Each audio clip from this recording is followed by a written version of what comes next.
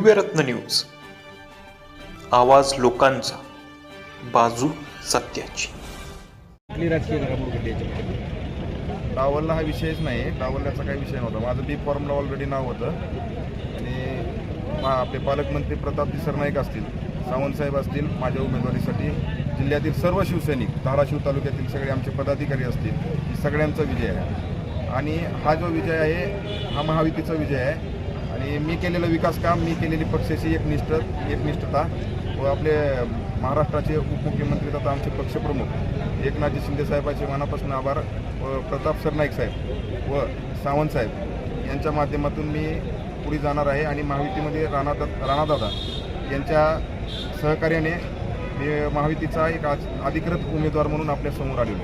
नेमकं काय घडलं होतं? नेमकं थोडं असतं पक्षामध्ये काहीच नाही. तुमची भाषा अचानक बदलली आज लगेच. काल जे होतं सूर बदलला आज. सूरचा काहीच विषयच नाही. सूर काल आयात उमेदवार असं बरंच काही बोलत होतं तुम्ही. आता सगळे बोलत असतील, मी थोडंच बोललो. भारतीय जनता घरातली भांडण असतात. अजितराव भारतीय जनता पार्टीचा उमेदवार देण्यात आला होता, त्याच्यामुळे नाही दिलाच नाही ना. भारतीय जनता पार्टीचा असता तरी मला दिलाच नसतं ना.